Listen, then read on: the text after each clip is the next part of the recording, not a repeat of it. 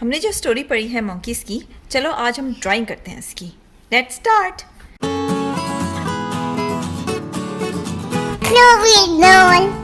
First make a big circle.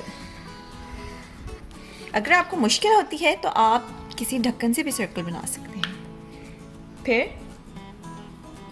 2 dots knows के लिए,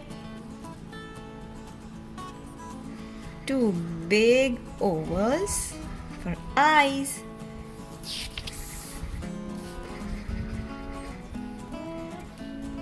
अब हम बनाएंगे fur, because monkeys are furry. Don't forget the eyebrows. 2 can't. Let's make this monkey happy.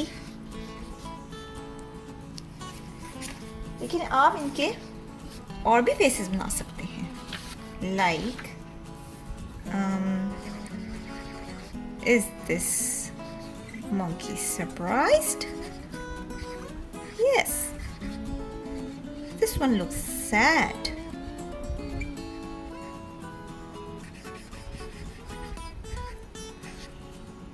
Take. And silly faces.